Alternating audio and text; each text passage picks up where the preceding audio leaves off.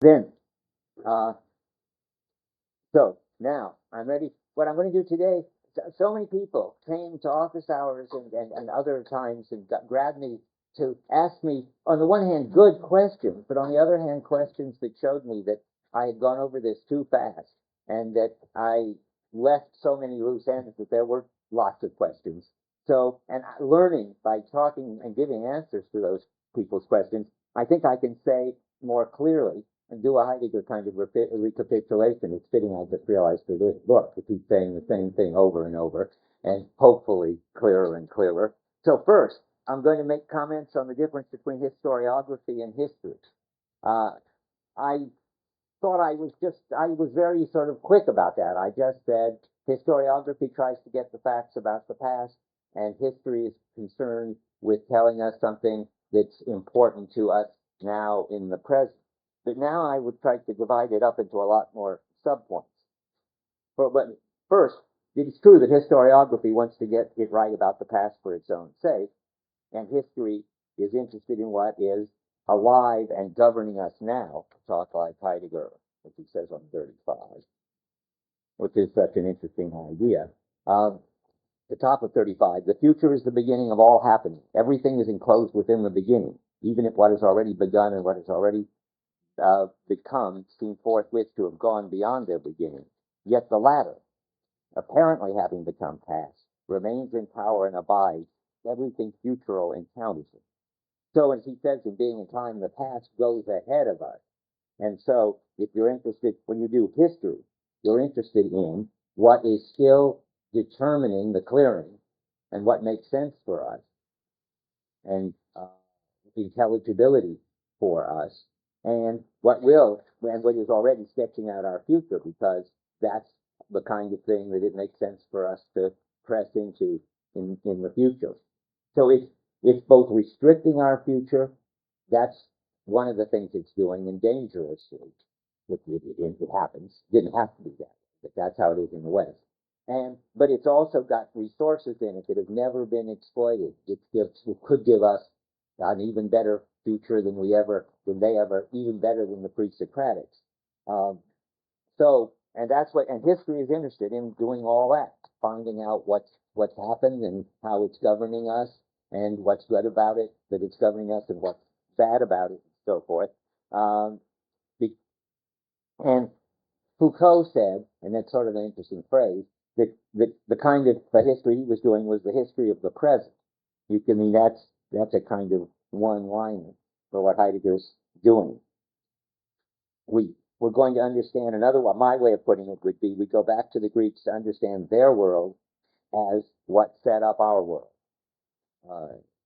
So that's what I already said. But I think there's two more things to say.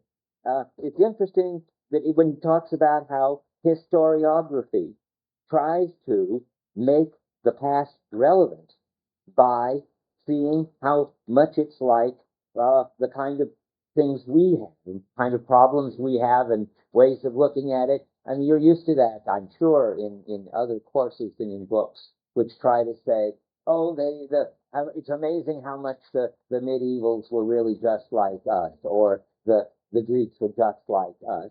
And sometimes historians do it very consciously, and sometimes they do something much worse. They don't even realize, but they just treat them as like us. That is, they use our concepts, our understanding of being, to talk about what was going on in Greece or in medieval times, as if there were such things. And I'll give you some examples of this. Heidi was talking about this on 47, complaining about it. Well, let's see, 47 is an example already. Let me see. I didn't want it for just a second. It's all around this business of reading back that way. Well, I'll give you examples, and one of them, his example. But his example is nature on 47. And this is a very Kuhnian story. He says, we just assume that Aristotle and Galileo and Einstein were all talking about the same nature and getting it righter and righter about it. So we can say, well, we know a lot more about nature than they knew about nature. But they had something entirely different. They let something entirely different showed up for them. This kind of physis, that nature was for them, this welling up of things, and nature, and Aristotle, he doesn't talk about it here, was interested in how to have a understanding that bridged common sense and theory in such a way that you could use the same basic concepts like form and matter for both. And he thought it was successful if he could.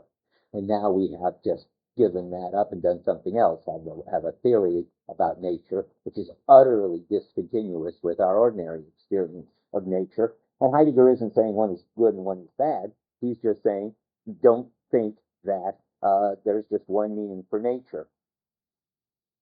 And he's talking about that on 47 and 48. But you can think of all kinds of examples.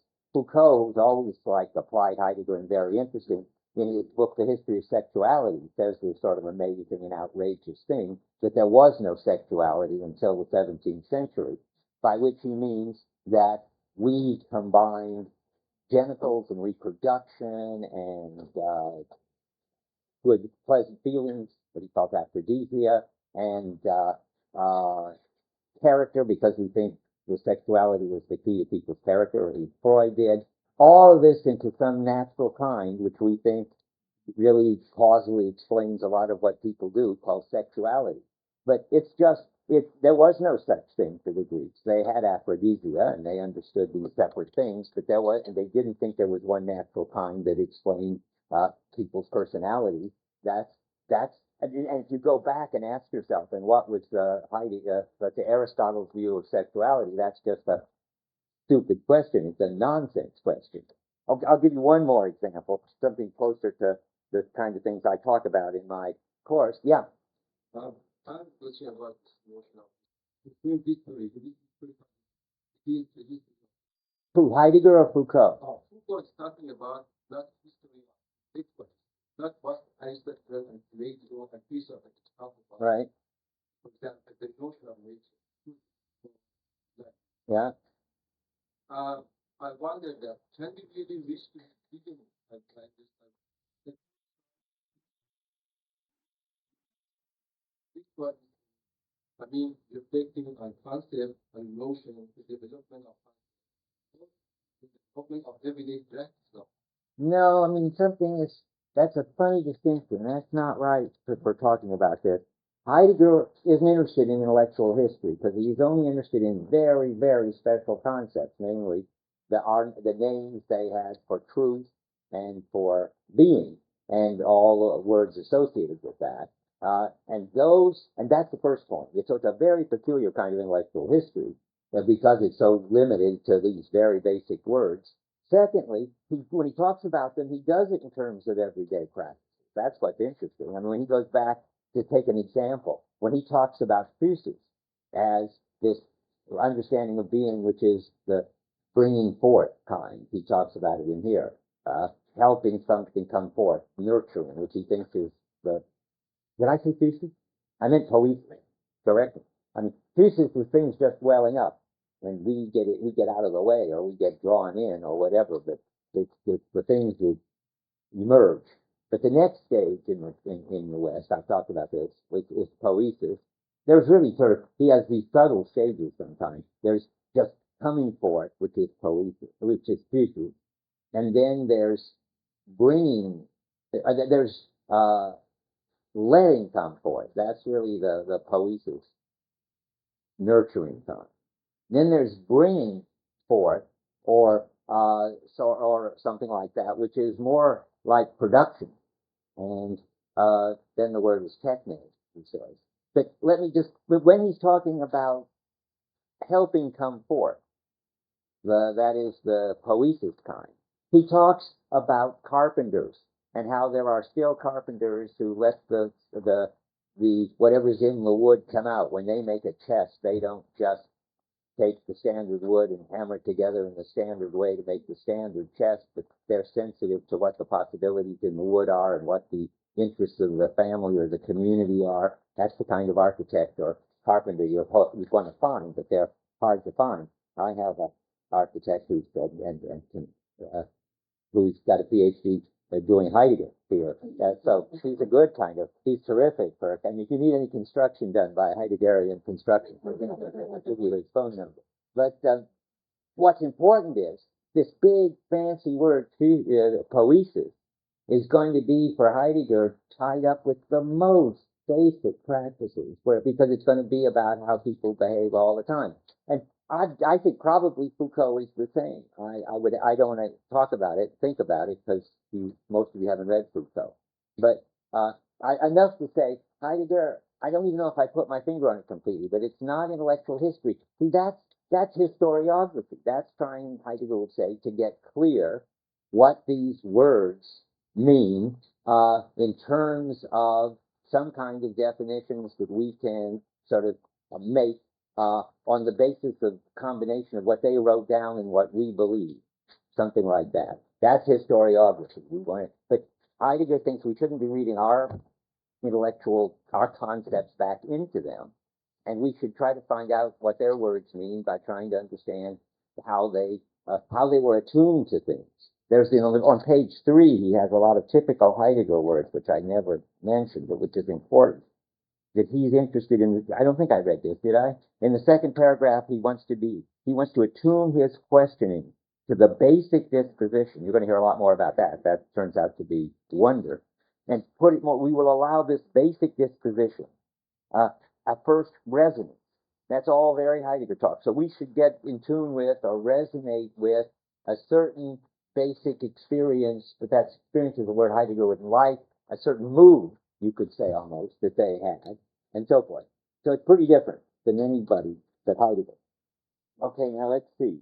I was going to give another example, but I will just say it fast because, yeah. Anyway, another one would be love. You don't go back and ask sort of what romantic love was for the Hebrews and for the Greeks. If you're a Heideggerian, you wouldn't be interested in anything as antic as romantic love. But if you were, and doing history instead of historiography, you'd want to know how we ever got the notion of romantic love and how the troubadours put it together out of things from the Bible and other poetic things, and Dante articulated it or reconfigured it, I don't know which, and made it possible for people to have romantic love. And so again, you don't go back as if this thing was just something that people always understood, or that we've just discovered that they had it, they just didn't have a name for it. They didn't even have it, Heidegger would say, and right, I'm sure. Okay, let's see now. I see the quote I wanted, where he's saying it doesn't mean the same as, we shouldn't assume that things have the same meaning for them as they do for us now. He's on 33. The top. It's certainly possible to consider the past from the viewpoints and according to the standards of the living present. That would be the wrong way to think about it. And then skipping to historiography means an exploration of the past from the perspective of the present. See, that's tricky, because we're trying to say Heidegger's doing that. Right? What's the difference? So Heidegger says we want to understand the past from our perspective in order to get help from it and see how it's governing us. That's the good way. This other way, understanding the past from the perspective of the present, is to read our standards, our distinctions, and so forth back into the past. The 4 lines from the bottom. Conversely, the standards may be taken from the present and applied expressly, and so forth. That's the bad way to. That's historiography. I think he thinks it's not bad. When he's careful, he'll say it's correct. It's just not true. That means if they get something right, if they don't, sometimes they get something right. Well, not when they're trying to talk about sexuality or romantic love, but they get the way the concepts were used and right, but it's just correctness. It's not, doesn't reveal anything. And he says we here in this, these lectures do historiography, but in order to do history. Right, that's good. Right, and that's important, because he wants to say, and people criticize Foucault sometimes for not getting the history right. Well, Foucault's trying to get the history right. He spends lots of time spent a lot of time in the archives of the Bibliothèque Nationale reading these old books. And Heidegger certainly wants to get the history right. I think I told you this, when he said that for Homer, aletheia didn't mean correspondence, ever. It meant reviewing. And then another philologist, Friedlander, said, no, look, here are passages in Homer where Homer uses aletheia to mean correctness. Then Heidegger said, uh-oh, and took it back. because his historiography was just wrong. So of course you want to get that right, and then you want to do something else. And similarly, you want to show how it's founded in history, the same way you want to show how truth is corresponding to speech. That's right. You couldn't even do historiography except from if you already had a certain understanding of being and were operating out of that understanding of being. Good, good. Okay. Now I wanted to make one more point, which is sort of more me than Heidegger, maybe.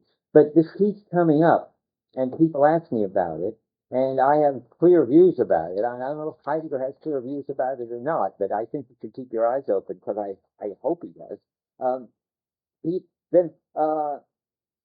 We can do two things. One is easy. We can look at what we take for granted, for instance, truth as correctness, and trace it back to its beginning and do a kind of what Foucault calls a genealogy of it and make it seem strange and make it seem not obvious and wonder why it was obvious to Aristotle. That's easy and interesting. But the other thing we want to do is find out what their understanding of being was, what different world they were in than ours. And for instance, discover how could you that what they really thought was that everything was welling up, or what they really thought was that everything was poesis.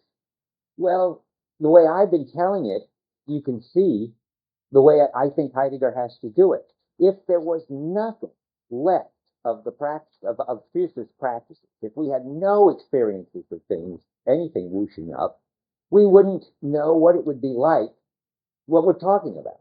So what you have to find, and poesis, I gave you the example already with the carpenter. If we didn't have any example of what it was to let something come forth and to help something come forth, as the carpenter lets the chest come forth from wood, we wouldn't know what the word poesis meant.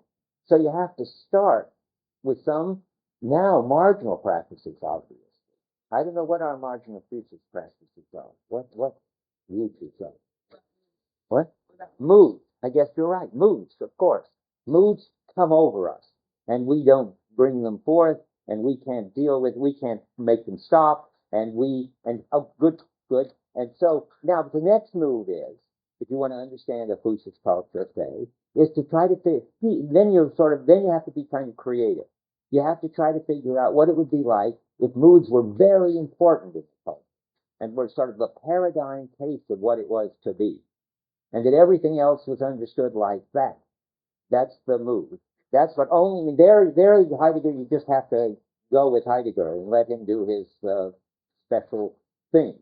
And the same thing with poesis. I mean, first you have two things Heidegger has to do, I think. Discover someplace in the culture where people are still letting things come forth. By the way, you'll hear a lot more about the carpenter type thing when we read the question concerning technology, because Heidegger does the same story with respect to a chalice in there.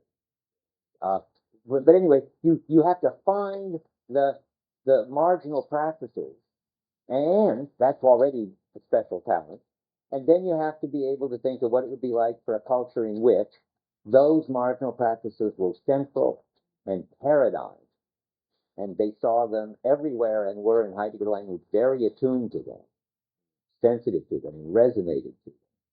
And where the practices that are important for us, controlling, turning things into objects, getting them all ordered and organized, weren't important at all. They were just on the margin. You have to sort of, I never thought of putting it this way, sort of unreconfigure, or I don't know how to even put it. You have to take back our reconfigurer, Descartes, and get back to their world as their reconfigurers set it up. That's what I think is interesting. Now, a Kuhnian parallel is interesting. I keep saying you've got to read Kuhn. Kuhn comes nearest to this when he tells you that when you do the history of science, there's an article about it. If enough people tell me they're interested, I'll put it on the reserve. But Kuhn says, if you want to understand the science of Aristotle, the way you do it is, it's his book, what term in it, Phyllis? Essential Tensions, it's called. And it's the introduction to Essential Tensions. But anyway, he says, if you want to understand the world of Aristotle, what you have to do is pay attention to the weird things he says that don't seem to make any sense, that are anomalies, not now the kind of anomalies scientists find, but the kind of anomalies that they're sent to a historian you could find. And he gives an example. Aristotle says, it gives among his list of motions, blushing. Now, why would anybody say that blushing was a form of motion? Well, Kuhn thinks it's a clue that for Aristotle, the word that we normally translate motion really means something closer to change. And when you see that, you see a lot of the weird things that Aristotle says about, what is it, kinesis maybe? Kinesis, I suppose, aren't what we think they are, because they're not, or maybe anarchy. No, kinesis, but they're not what we mean by motion. So what you do is you discover, this is what Kuhn said, I'm telling you Kuhn, but it sounds certainly like this kind of I got a new phrase, it's retro-reconfiguring. Okay, what this retro-reconfiguring is, Kuhn says you find these places that seem completely weird, and then you think about them and you discover that they could turn out to be really central examples and the most intelligible, not the least intelligible. Then you know you're getting somewhere with understanding this other world. We've got another whole article for those that Volta seems to have drawn all the voltaic cells that he discovered wrong. Got the positives and negatives wrong in some way, and he has diagrams of it. Now, why would Volta get it backwards? It's a big, interesting puzzle. The time he's done, he's showing you that Volta's understanding of electricity was very different than ours, and we can't read ours back into it. So anyway, and we're going to see it, maybe. I haven't reread, I'm just about to read for the third time in the hopes that I will now understand it and be able to lecture on it, the part on these Grundbefindlichkeiten, these, what is the translation? Basic dispositions? Basic dispositions. And it looks like he's going to show us that wonder is the Greek. My guess is going to be that we still experience wonder sometimes. But he's going to try to show us what it would be, but not very often. We've got all kinds of other emotions that are much more dominant for us than wonder, which he goes through a lot of them, awe, and so forth. But anyway, he's going to try to get inside a culture in which wonder is the most dominant, the most important, the most pervasive, and most paradigm emotion, and flip it again, retro-reconfigure it, flip it from some margin in us to the center, and say, aha, now that's what it was like to be a Greek, up to Plato Greek. I mean, they've lost it by the time Aristotle. Okay, that's more on. I said I was going to go back over them. Good. I hope. Is that all right now? Because we're never going to go back to historiography and history again. Only because we've got to go forward. Okay, now let's see. Okay, then there's this whole story about the essence of the house. I don't think it's all that important to get for this book, or maybe even for this course. I'm not sure about that. To get clear what these weird things Heidegger's saying about the essence of the house. But it certainly is important for understanding Heidegger, and it gives you a kind of little insight into being in time and the phenomena that he's got, if you get it right. I was telling you something about it, but I think I can be clearer because I was quizzed for an hour by one of the students. Remember I said there's a kind of familiarity you have with a house, Heidegger said, in terms of which you can find your way around in the house. And I said, and it's just like Wittgenstein, who says you got a kind of familiarity with the world, and that's how you find your way around in the world. Heidegger says exactly the same thing in Being and Time. What I didn't say clearly enough is that this familiarity isn't some model you have in the mind, or a schema, or a belief system, or the rules for the house, or the something like that. It's nothing cognitive. It's nothing in the mind. I'm going to try to show you, what I discovered in this conversation was what it means. Natural tendency one has to be a Cartesian, and how Heidegger is trying to say something un-Cartesian. The familiarity with the house is not any belief you have. Now that means, for instance, that whatever familiarity gets you to be able to use the doorknob and go through the door and then walk down the corridor and go up the stairs is not the belief that to get out the door you turn the doorknob, and the belief that there's a corridor outside, and belief that you get to the second floor by going up the stairs. There's no beliefs at all. That's the first thing. Well, then what is it? Well, the second guess would be, and I tried this, but too Cartesian in the end, but it would be a Merleau-Ponty-like move, which says, no, it's not in the mind. It's something in the body. It's not expectations, it's anticipation. That is, let's use a Wittgenstein example. Wittgenstein says, if you suddenly opened the door and found that there was a gaping hole out there, you would be startled. And you might say, I believe the floor was going to continue on the other side of the door. But of course, that's not a good phenomenological description. You didn't believe it at all. The next thing to say, well, I was just set to walk out that way. My body was all taking it for granted that there was a floor out there. That's much closer. But I think if you really start asking, yeah, but what does it mean to say that you got this body set and that it's in your body, these anticipations?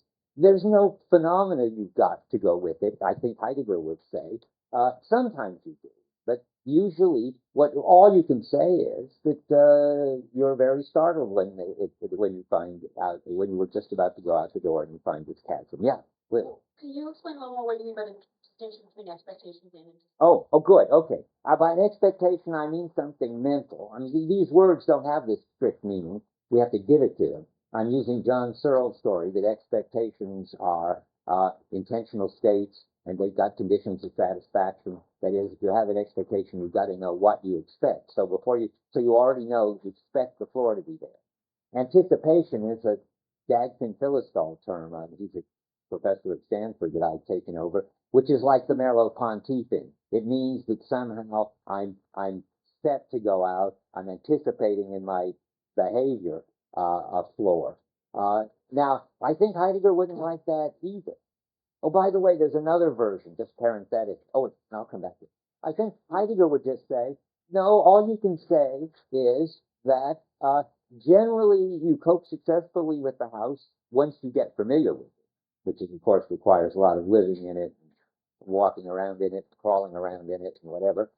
Once you do, you cope with it. But to say that you cope with it, and this is the tricky move, because something is present in your mind, namely a belief, that causes you or enables you to do it. Or something is present in your body, namely a body set that enables you to do it. Or, I was going to throw in Searle because I mentioned it. Remember he says that those of you who heard him about the background is in the brain. So finally, or something's present in the brain that enables you to do it. Heidegger would say, if you just stick to the phenomena, he has a funny word for it. He would say, you just pervade the house. Once you're familiar with them, your sense of the house, so to speak, is all over the house. And it goes sort of ahead of you and enables you to cope with the house. It's not that he wants to sort of mystify anything. He just wants to say that this is a kind of basic phenomena, and it doesn't help any to make up something else to explain it. That's all going on in this talk about the house, I think. Yeah. The concept of memory, would that okay. Well, it's not a memory, because that's too intentional again. It isn't that you remember specifically that last time you went out or the last 1,000 times you went out the door there was a floor, and therefore you're surprised. It's true that if it weren't for past experiences, you wouldn't be surprised when you went out the door. And therefore there's a sedimentation or something. The past is with you. You're a being that doesn't just exist in the present, but is spread out in time, I would say. But to say, as Husserl said, but it's a memory that's present in you right now that really explains that, that's just another one of these moves that we're used to in Descartes. We've got to find, since Descartes, something present in us as a subject, whatever we understand as a subject, a mind, a body, a brain, whatever, that will explain, which is intelligible somehow in itself, and explains this house experience. And I think what Heidegger wants to say is there's a really interesting house experience here, and we can give it a name which pervades the house or familiarity, but we can't find something else in terms of which to explain it. And memory is just another one. Yes? Still, the notion of the sense of power. How can we really totality? Well, he's not interested in the referential totality here, but if he were, I mean, I don't know, I want to say that's a being in time question, but why it's called the essence of the house, remember, is because it's a priori. That is, you've got to have it before you can experience any of the parts of the house, and you've got it always already. But of course, you haven't got it always already. You didn't have it when you were a baby. But when you're a grown-up coping with the world, you cope with any particular aspect of something in terms of some general, I don't think understanding is too intellectual, maybe, general familiarity that you have with that thing. And that familiarity is your familiarity with, remember the other important phrase, with what it is. These are it's called the essence of it. So you know beforehand in some sense of know, which is this special weird sense, what it is in this familiarity thing. And he's going to make essence mean that, where essence means this is not so much the coming into being as the maintaining itself aspect of it. The essence is what has to be going on for you to be able to be coping with the house, besides your coping, and what has to already be there going on before you could cope. That's why this is connected. Yeah. Are your memories of the night? Yes. You've got memories, and those are this intentional stuff, and you can remember various times you've walked out the door. But it's not, but that's been transformed, incorporated with the Merleau-Ponty thing. For Heidegger, it's taken up by Dasein as part of its world, and they're no longer there as memories. I think that's clearly right. I mean, that once upon a time there were past experiences, and even there are memories. Sorry, I didn't think there aren't any memories. But this familiarity, this background coping ability, isn't something you can make up out of these memories. It's more basic than that, and for Heidegger. Yeah. Memory doesn't have to be intentional. Okay, well, if you mean by memory that the past, that you are bringing your past along with you to talk like Heidegger, and have to, that's fine. As soon as you want to say that it's some kind of special traces in the brain, or that it's some special thing in Husserl, it's something in inner time consciousness and stuff, you're saying more than you have a right to say, Heidegger would say. But of course there's a way that your past is, notice it's this business like in the culture. The way the past comes along and runs ahead of the culture without having to be sort of written down or remembered in any explicit way. So your past experience in the house runs ahead of you. That's this a priori stuff, and guides the way you deal with the house without you having to sort of record it in your memory. Yeah. No.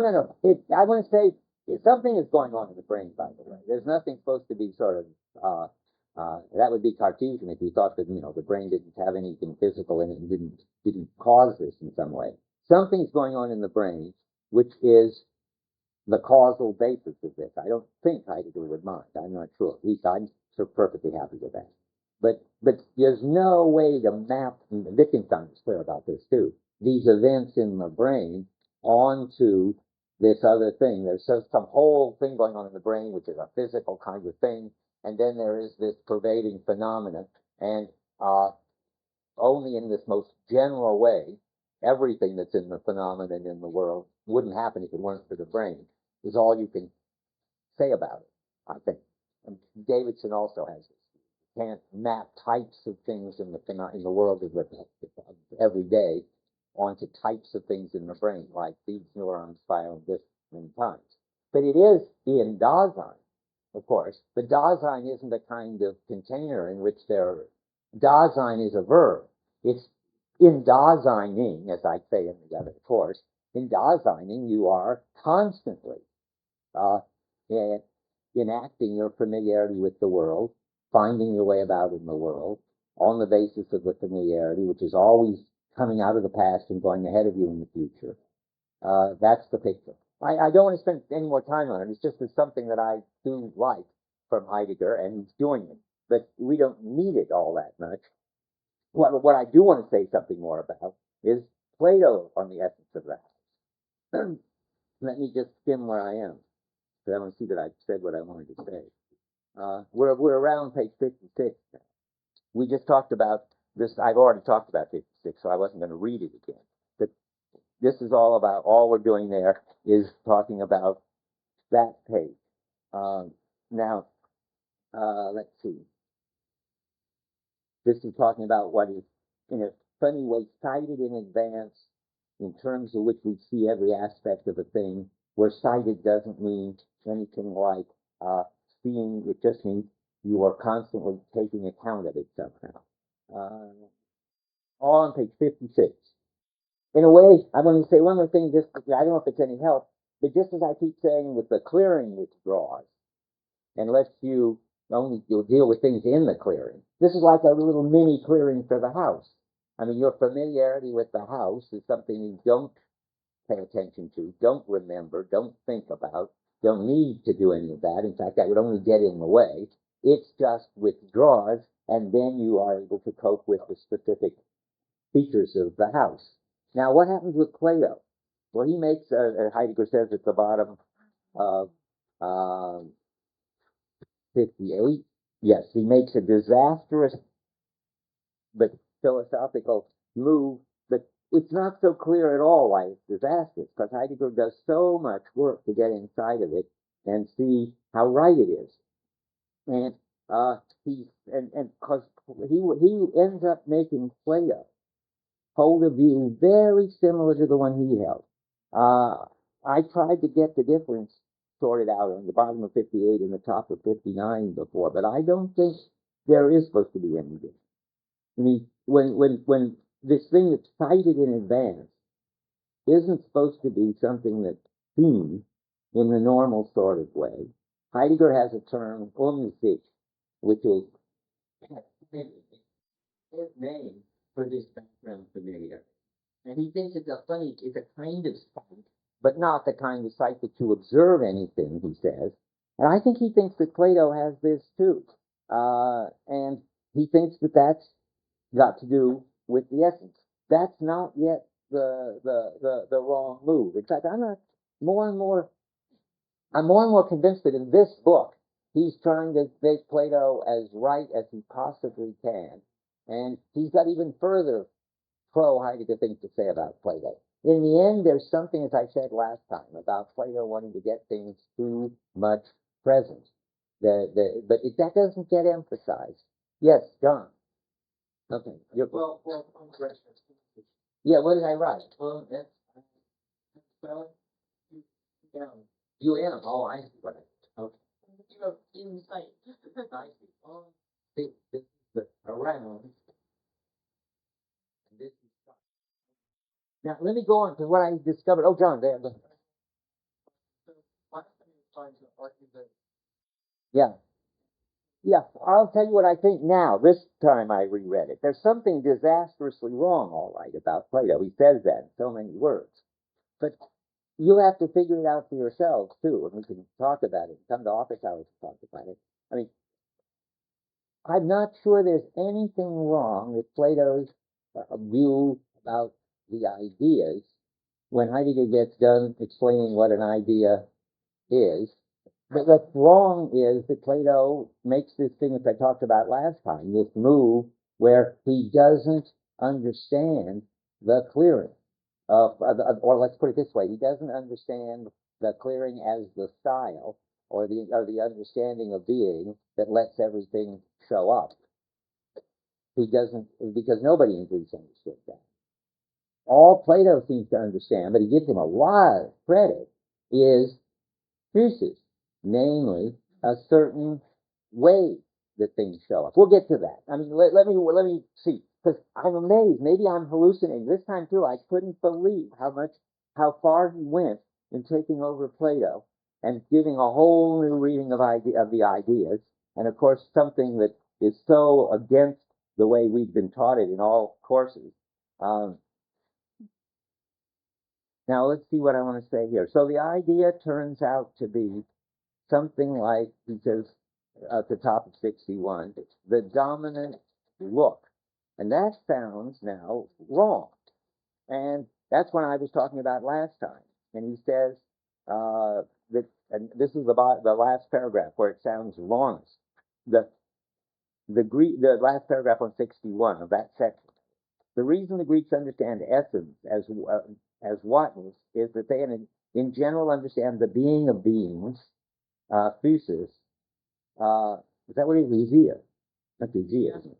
ousia, as what is constant, and in its constant is always present, and its present shows itself as a self-showing, offers its look, in short, as look as idea. Now that sounds pretty wrong-headed. Only on the basis of this understanding of being as constant, self-opening, and self-showing presence, and that's Spruce's, all right, is the interpretation of the beingness of beings, hence of ousia and idea possible. Well, that is a hard paragraph, and I don't think one can understand what it's all about until you get to productive seeing. So we have to go to productive seeing.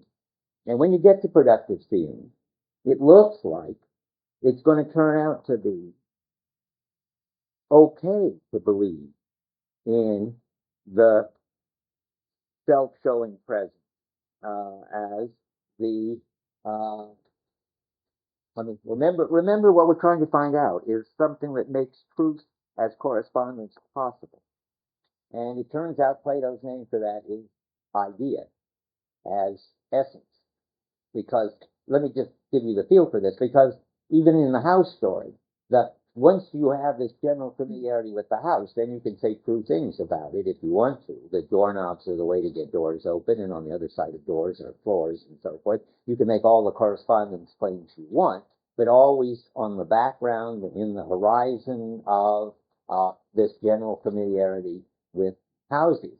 So it turns out that the house story is giving you some kind of story about something which is more fundamental than correspondence. And the way he's setting up Plato's ideas, they do that. They explain, or, well, he says they don't ground it. They show why. They show how correspondence is possible and how you can't ground correspondence in anything else. And yet, these ideas do something that makes it possible. And that something is truth, and that something is aletheia. And Plato gets more and more to look awfully much like what Heidegger wants. Remember, what Heidegger wants is that the Greeks got it right about aletheia, but they didn't problematize it, reflect on it, understand the implications of their story about aletheia. At the beginning of chapter 4 says, aletheia, the title, aletheia as experienced by the Greeks, though not interrogated by them. And remember, the most important thing I said last time, my real insight so far in learning this book, and I tell you, this was new, this book, and new to me.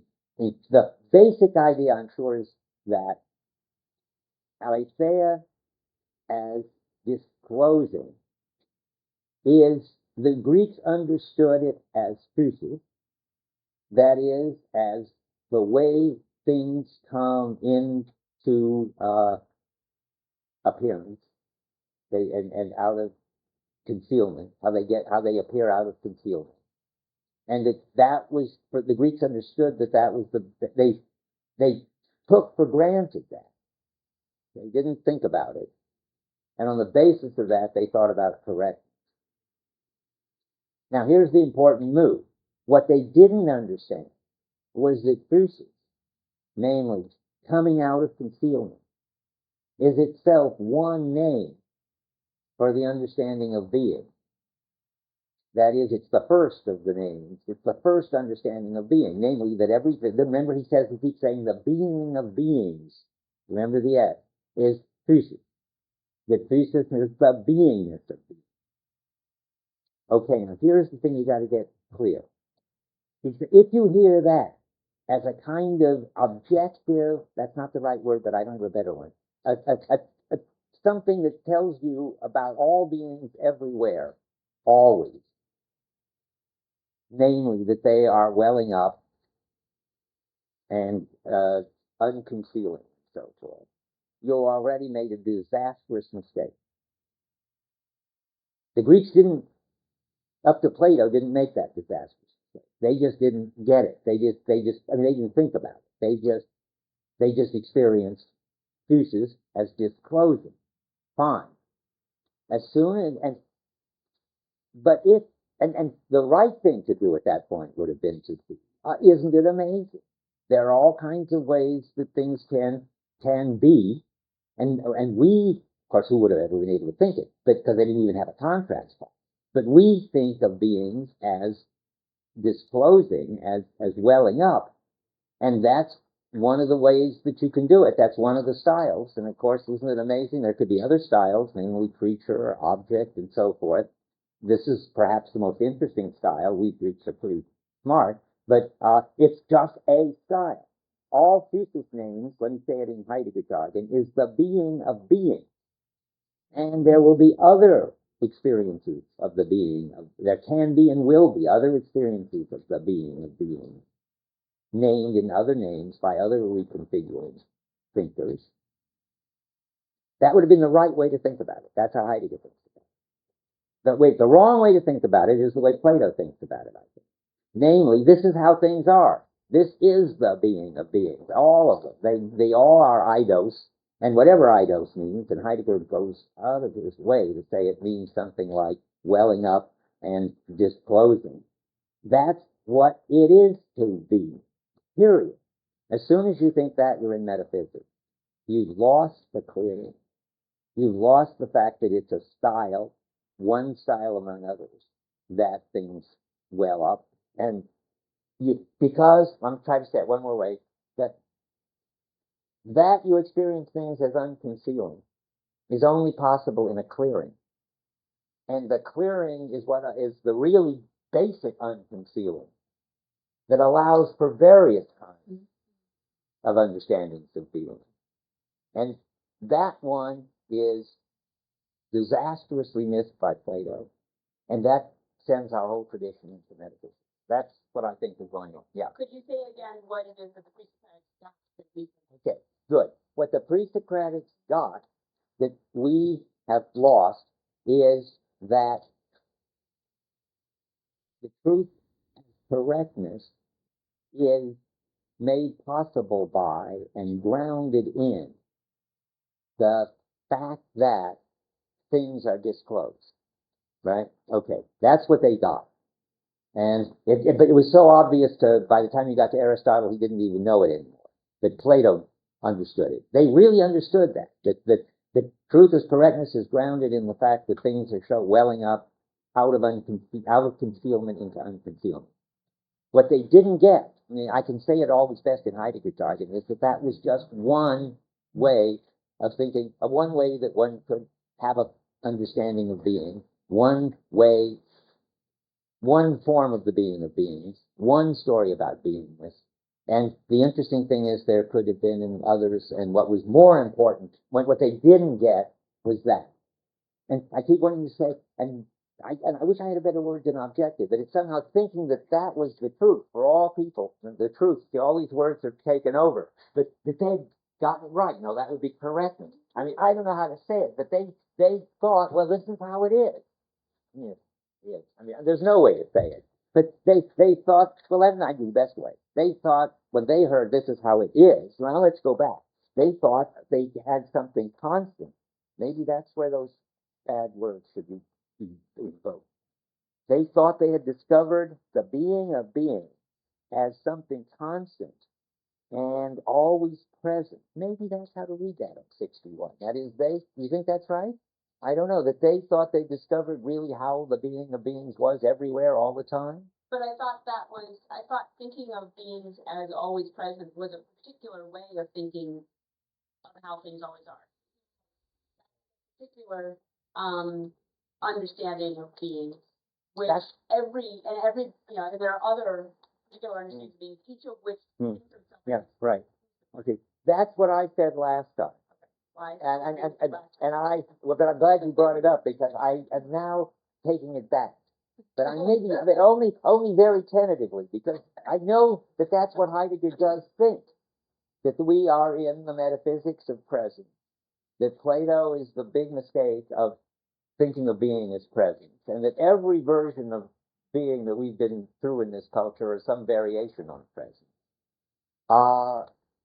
I'm not so sure that in this book, to my amazement, that's why it's like the Prussians who thought that they had taken over the fort, this wonderful story. I mean, I was so sure that this was going to criticize Plato for the metaphysics of presence that I saw it all over. But the more you read it, the more it looks like in this book, Plato hasn't made that mistake.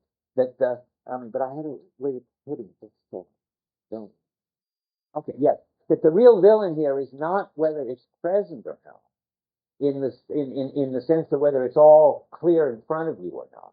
That's something he later attributes to Plato as big mistake. The question of the big mistake now is simply, is it metaphysics or not? Did Plato think that this was really how it was all the time, everywhere? That's the disastrous mistake. And I made the other mistake, the other disastrous mistake. But, okay, so this is, I mean, this way of putting it makes it sound like Plato is precisely as bad off as every other metaphysician. That's right. Worse and not better. Right. But he's more disastrous than any because he's the first. Yeah. Because the pre-Socratics, they did something wrong. Namely, they didn't think about this hard enough. So how was that phrase again that begins chapter 4? They didn't interrogate it. They just said, wow, this is how it is. But, yeah. Wrong. No, not wrong. Oh, no. No, he says specifically not wrong. You could say that there's something they didn't do, and it has disastrous consequences. That's all you can. Plato had disastrous consequences. Well, now we might disagree, but I don't think it's a deep disagreement. It's because they didn't think it right and sort of do a preemptive strike against Plato, so to speak. That Plato could make the mistake he made. If they hadn't failed to think about it, Plato couldn't have made the move he made. Okay, they didn't do it. If they had done it, if they had interrogated it and got it clear the way Heidegger has, it would have been a preemptive strike. Plato couldn't have existed. Then Heidegger would have said they didn't do the job right, if they had done it. What? Well, no, I see. Well, in this funny way that it turns out. Okay, there's this a weird story that, of course, given the history of the West that we've got, they all had their destined job. And so to speak, the destined job of the pre-Socratics was not to think about this, so that Plato would make this, quote, disastrous mistake. He does say it's a disastrous mistake, which starts our tradition, which is a terrific disastrous mistake, which leads us, if we're lucky, to Heidegger, who will fix it, and we'll all be better off than any human beings ever were. It's the structure of the fortunate fall from the Bible. I mean, did Adam and Eve make a mistake when they ate the fruit? Well, not exactly. We are going to be in paradise thanks to them because they made it and then God fixed it, and now if we're all good Christians, we'll be better off than if we were in Eden, right? I mean, no? You don't think so? Paradise already? Well, we're in a better paradise. It is. Well, if you believe in the fortunate fall, for Heidegger, this is a fortunate fall. You also have to gain because of the contrast. If you get stuck in Eden forever, you never realize how bad it could have been. But if you fall, and then you go to paradise, then you get the contrast. And we get it with Heidegger and falling with Plato. Maybe. I'm not going to go so far, but I see what you're saying. I don't think Heidegger thinks that we should have suffered through technology and all the bad things that happened, so that we could finally say, wow, thanks to Heidegger and destiny, we got out of it. I don't know. I see a hand up over here. Yes. That sounds pretty Hegelian. Well, yeah, okay. It's Hegelian, except that lots is not Hegelian. Let's say, I mean, in Hegel too, you've got to go through a lot of negative to come out with the really super positive. But in each stage in Hegel, you say the truth and you drop the mistake. Heidegger's upside down Hegel. At each stage, you get worse. What about the destiny part? Well, the destiny part is the Hegel part, right. It looks like by getting worse at each stage, you finally get, there are two big differences. One, these leaps aren't mediated. And secondly, you get, and that's why it's more Christian even than Hegel, you get better by getting worse in a way that you don't. Hegel's so enlightened that you've lost that Christian insight that you can only Dante's insight that you have to go to the bottom of the inferno before you can go to paradise. But Heidegger's got to feel for that. So I think. I got to go on. But I do think this is the very important thing to be thinking about, but I want to show you how far, because I don't want to come back to this, how far he goes in making Plato right. That is, making Plato the discoverer of half-right, making him the discoverer of unconcealment as that which quotes grounds correctness. Okay, let me try to do it. It starts when he says that it's that the idea is an exemplar on page 75. He talks about at the very middle the what of something, which is the essence, of course. What an individual being, a table is, its look, its form, its structure, is not gleaned from already present at hand individual tables, but the reverse. These individual tables can be fabricated and be present at hand, ready-made, only if, insofar as they're produced following the exemplar of something like a table in general. Now, my clue is that he's going to make the ideas like mini works of art. And I think I can show that. I mean, remember, the work of art is an exemplar that shows up to the whole culture what it's up to. And when it does it by not copying anything, nor by inventing anything, but by focusing something that's already there and making it shine and making it clear and making it a paradigm. I believe that's what he's going to say the ideas do. And I'm amazed. I mean, I was so set to see something else, but now I'm completely stunned. And maybe I'll have to take this back. But on 76, he's talking about it, about 15 lines down. This bringing into view, this is Plato now, is a peculiar seeing. That's sure. The seeing does not see by staring at what is present at hand or otherwise and so forth, but instead is the seeing, as this seeing first brings before itself that which is to be seen. It is a seeing that draws something forth. That's the thesis story. Not a mere looking at, well, no, that's the poesis, sorry, that's poesis. Draws something forth. Not a mere looking at what is standing about, waiting, and so forth. It's not a mere noticing of something unheeded. The seeing of the look that is called the idea is a seeing which draws forth, a seeing which in the very act of seeing compels what is seen before itself.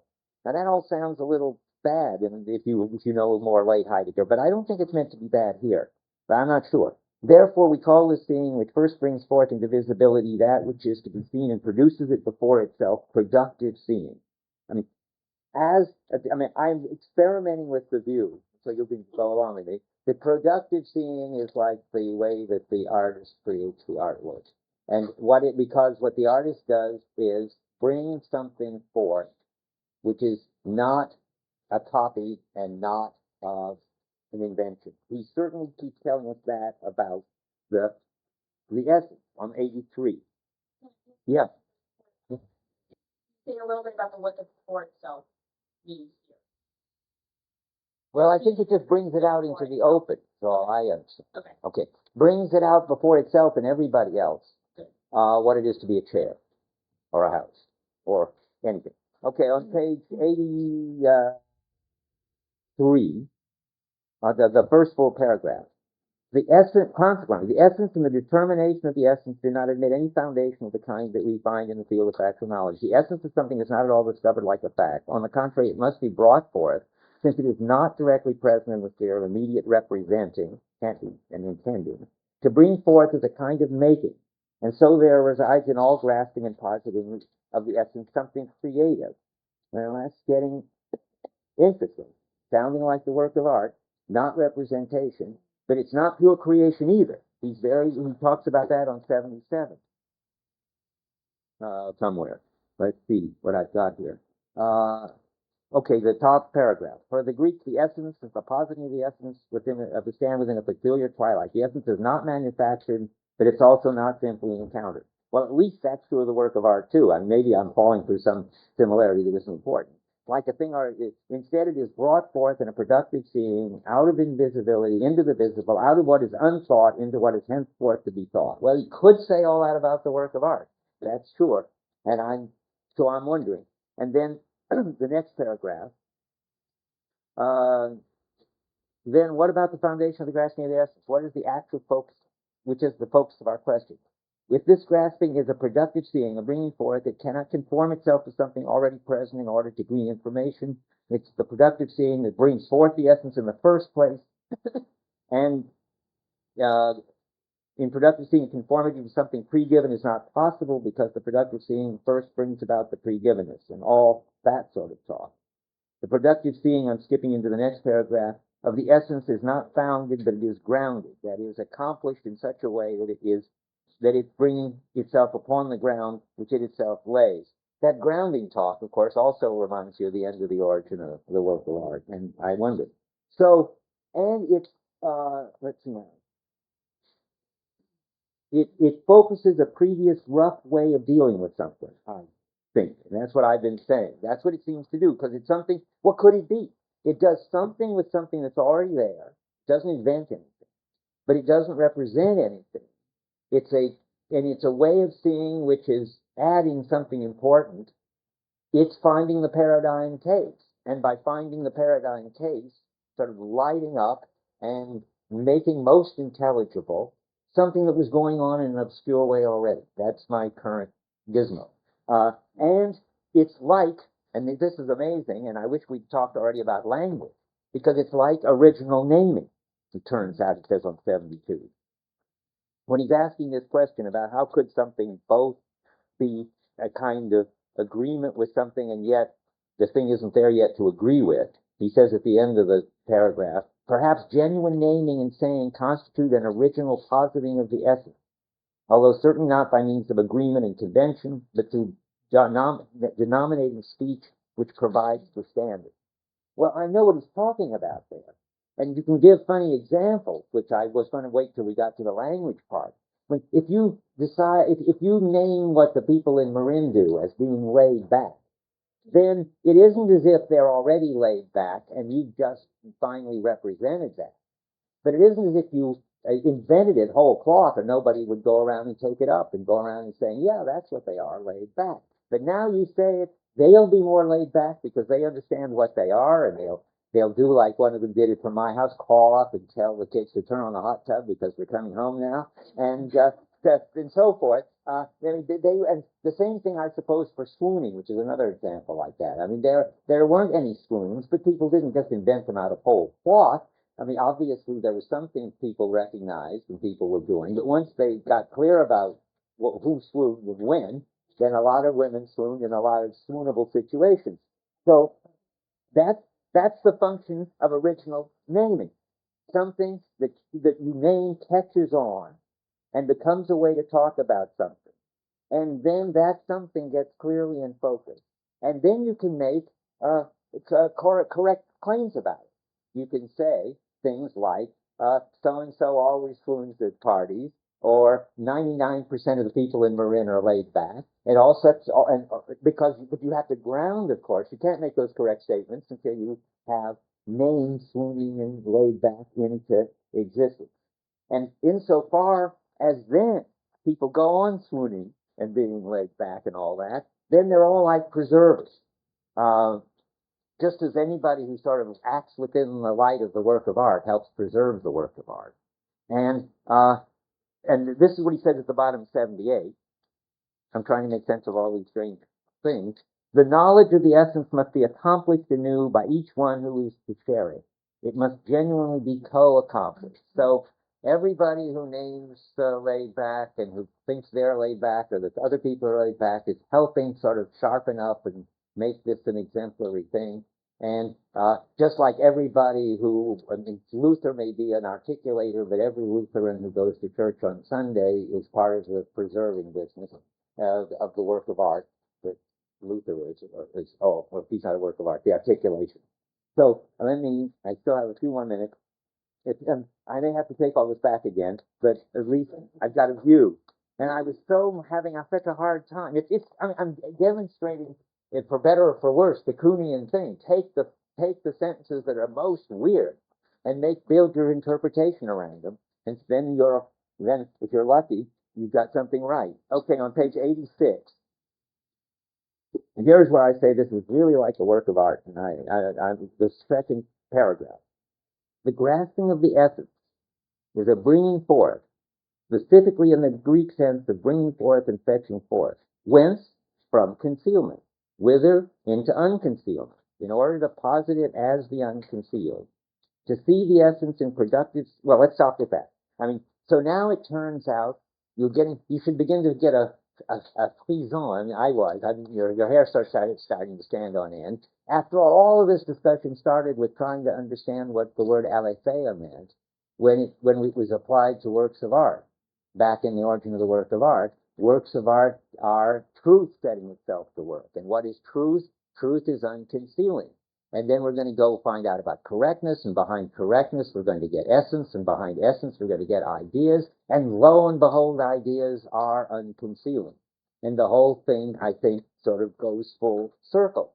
That's what's happening here. So to see the essence in productive seeing means to posit the unconcealedness of beings. Don't forget, something is not being understood by Plato and the essence people, and it's that little s that tells us so. But it's still, they've got it all right, except of course they don't see it as itself a kind of well, to put it very paradoxically, the thinking of the essence as unconcealing is itself has to be unconcealed. That's the height of this. But otherwise, they're doing fine. So to posit the unconcealed of beings, to posit being in their unconcealedness, to take them up into the naming word, by the way, notice that. In that way, establish them, notice that, establishing truth, and thereby let them stand in the visibility of an essential cognition. Well, I'm going to read one more paragraph, then you can talk with. Because here's the hair, where the shoe drops. The unconcealment is in Greek te aletheis or something, and unconcealedness is aletheia. For ages this has been translated as so-and-so. Now, the truth of the grasping of essence is thought in the Greek manner, the unconcealedness of the whatness of beings, unconcealedness and so forth and so forth, is Platonic eidos. It looks like he's just shown that eidos is sort of work of art writ small. What do you think, Liz? Well, it starts that I can't. Well, absolutely. Plato just disappeared as far as I could see. But it's not me that's doing this. I mean, Heidegger is running over Plato with a steamroller here. Yeah. It's the sort of capital letterness of the ideas. And I guess one question I have about this. Well, the ideas are paradox, of course. That's why they're capital letters. Paradigms are, that's what it sounds more from a reason theory. Okay, well, paradigm. Are you just saying he hasn't got Plato right, or what are you saying? Well, I've lost you. It seems like we haven't set up any. With not being right about Plato, it sounds like we don't have enough disaster. We don't have enough disaster coming. Oh, well, the disaster is very subtle. We'll have to think about that. Okay. So I want to ask about one word in the previous paragraph, which is posit. Okay, where's deposit beings in their unconcealedness? Wow, that's interesting. And it's positive twice. And that sounds to me like that's exactly the kind of word that's bad. Could be bad. It's double-edged and definitely has this worry. Let's look at that's this hypothesis, isn't it? That's the translation of the thesis in the hypothesis. But remember, wow, here's a trump card. Thesis is also applied to the origin of the work, in the origin of the work of art, to the setting up of the work. The work is posited, only there it's translated thesis. If that's the same word that's translated thesis in the origin, then this is on my side. If it isn't, it's on your side. Yeah. That's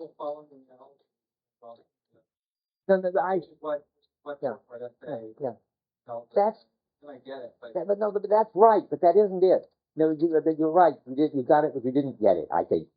Because I want to say it's more than that. That Plato is a thinker, and he does name an understanding of being when he says ideas. But more important, his understanding of ideas is a mini work of art, namely a paradigm in the light of which we understand, and beforehand we understand whatever it is it's a paradigm of. So the house paradigm is a mini work of art because it's somehow a sense of the perfect work of how the paradigm house in terms of which we find our way around in any house. He even says, let me just give you, in the light of it, I don't know how important that is, but I did notice that when he's talking about how we relate to things in terms of the house, I was beginning to be suspicious. It was, now I have to find it, wait a minute, where was this early stuff, 55? The bottom of 56, right. Only in the light of what is seen in advance and constantly, yet not explicitly observed, the house can we experience this door and so forth. Yeah. You drop out and you disappear. The work being, well, You mean who made it? Is that what you mean? Artwork. I mean, as an analogy, I Okay. No, okay. No, it has the structure of it, but it's not a thing, the essence. But it's a paradigm, but it's a funny kind of paradigm. It's a kind of, to say it would be mental would be very bad, the retroactive bad reading. But it's not a earthy thingy thing, but it's as thingy as language.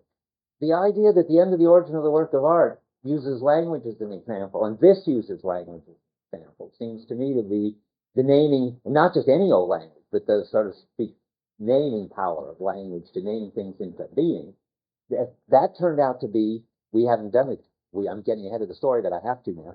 The basic way truth sets itself to work. And now it looks like Plato is on to the basic way in many ways.